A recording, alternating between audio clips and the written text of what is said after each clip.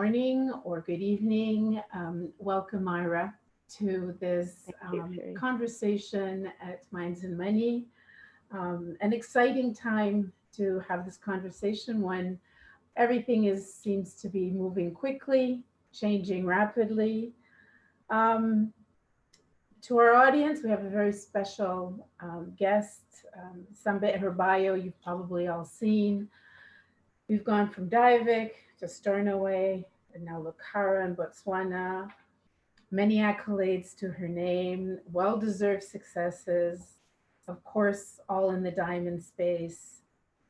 But when I was preparing for this conversation or interview, but I prefer conversation since it almost feels like it's only the two of us, um, I found what was the most inspiring were the constants.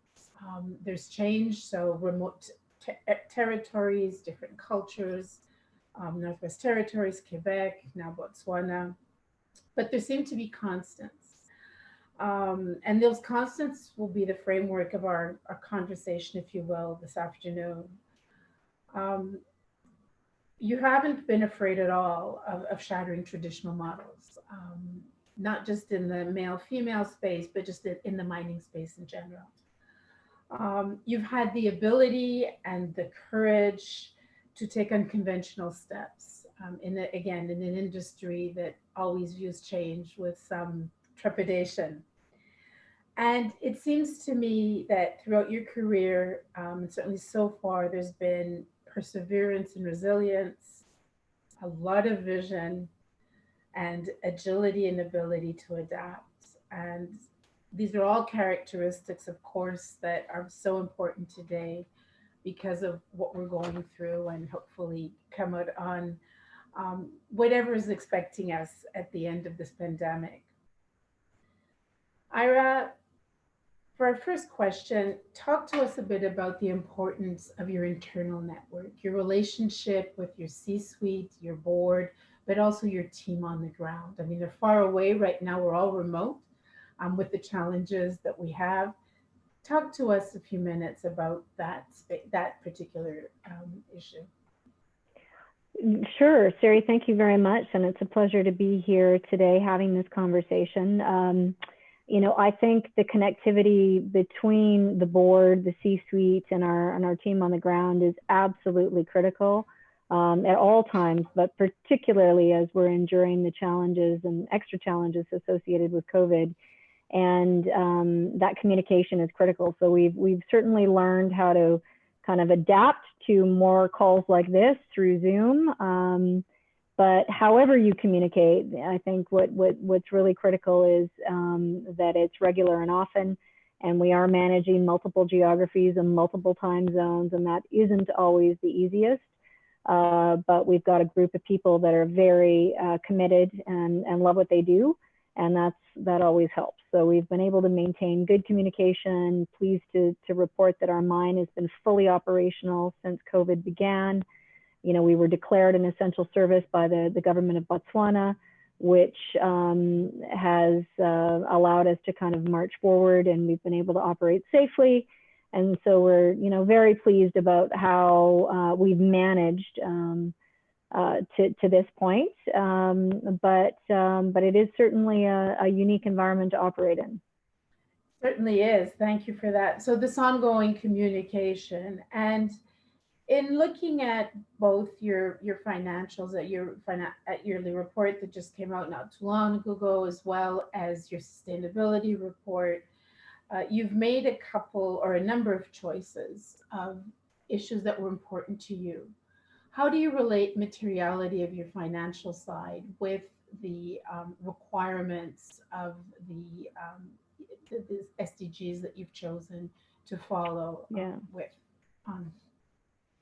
That's a great question, Siri. What we try and do, sustainability is really embedded into the culture of the organization. So it's a fundamental aspect of how we operate. It's not a specific, sometimes we talk about pillars of businesses, and yes, it is a pillar, but at the same time, it's integrated into each and every aspect of our, work and daily work day. so what we've really focused on with our SDGs is those areas where we know we can make a difference, in those areas where we feel we have the greatest opportunity within our communities of interest. So focusing on specific SDGs that are important to them as much as they are important to us. So, you know, obviously environmental stewardship and social commitments to our communities is of utmost importance, but looking within those SDGs under UN Global Compact that would be most meaningful to our communities of interest is really how we've approached it. And of course, you know, we want to add to that, and we want to develop the SDGs that we report under as we mature as an organization. But right now we focused on those areas that we think we can make the biggest difference. And do you find there's a relationship between those SDGs and your bottom line, your results? Absolutely, absolutely. I mean, you know, when the big movement towards more sustainable mining became, you know, a top of mind subject for every boardroom, you know, the initial kind of thinking around this was, well, you know, this is going to come at a cost to our business. It's not a cost, it's a huge opportunity. And once you kind of switch your mindset to that way of thinking, that change becomes pretty obvious, and you find other ways to you know, to expand your performance against sustainability, because it does in fact lead to a better business outcome always. So thank you for that. And on that, that's a great segue for talking about supply chain. So everybody, or not, I don't know about everybody, I thought I understood and knew a lot about supply chain and the diamonds. Of course, when I started researching for this conversation, had a bit of my own judgment, but you know, you hear blood diamonds and all that. I was absolutely intrigued and fascinated about Clara. So tell us about Clara. Yeah, we are super excited about Clara. You know, as we were thinking about how to grow our business, you know, diamond mining is a very specialized business. There's very few diamond mines.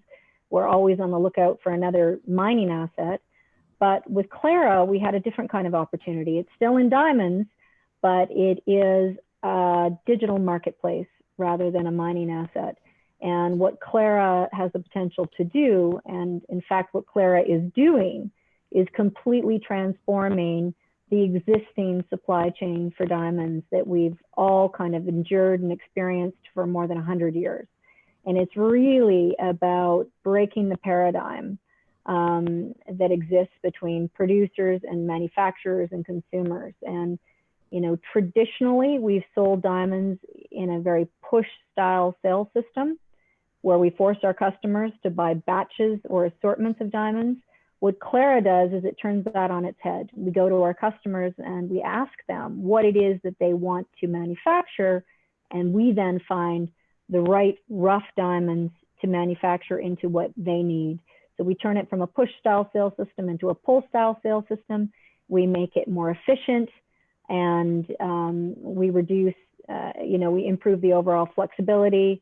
And the best thing about Clara in the world of COVID is that you don't need to get on a plane to go and view diamonds physically. You know, we are selling these diamonds successfully in a purely digital marketplace where no one has to travel. So that really is shattering the current models where everything seemed to be very close knit, very almost very family oriented, whether it was in Belgium or India or all the, and we hear different stories, and I do admit not to knowing all the ins and the outs, but you seem to have brought it to the surface and make it more transparent. Now, excuse my ignorance, but when you say manufacturing diamonds, are we talking about artificial diamonds, or is it just a term of the trade? And can you help us understand? Yes, no, thank you for clarifying. Manufacturing in the traditional sense for natural diamonds means polishing.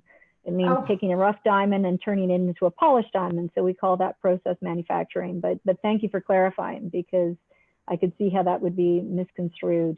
You know, we're dealing entirely with natural mined diamonds, and in our case, they're all from Botswana.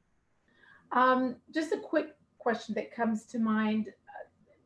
what are your thoughts about the artificial diamonds? So you're hearing people say they're greener, they're better. My dad, who was a geologist, would tell you there's no way anything was more perfect than a beautiful diamond and all the four C's. Can you give us a little bit of insight into that also? Yeah, listen, there tends to be a lot of, I think, confrontation between lab-grown diamond companies and natural diamond miners, and I think that's so unnecessary. They're completely different marketplaces.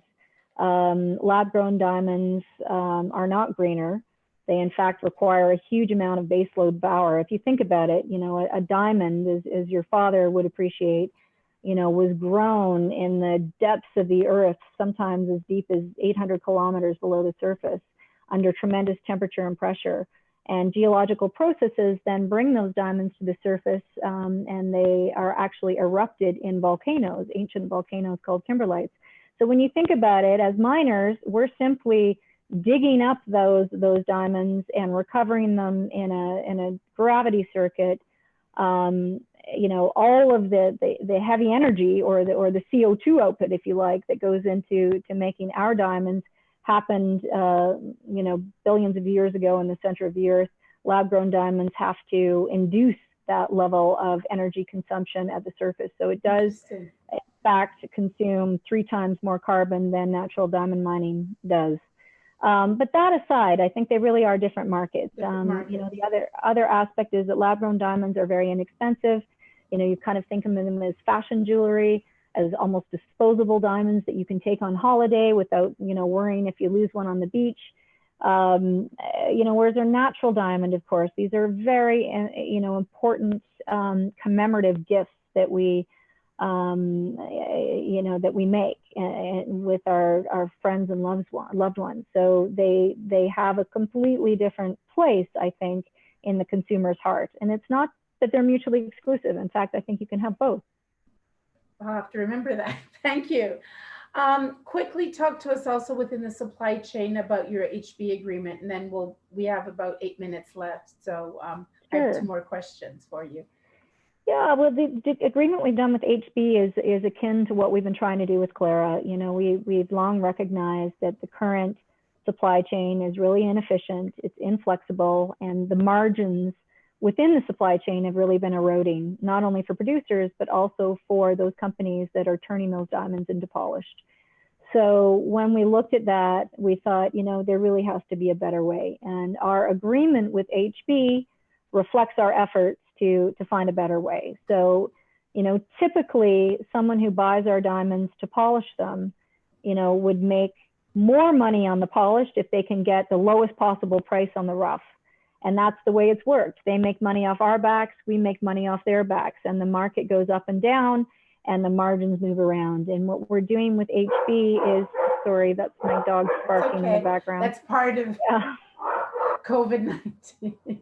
Here, that doesn't sound good. So, what we're doing with HB is we've turned that model on its head and said, look, we want you to work with us to maximize the value of the polished that can result from these diamonds. So let's work together to identify the best polished outcome and work together to sell them. And we in turn will pay you on the basis of that polished outcome. So for the first time ever, we're completely aligned with our buyers.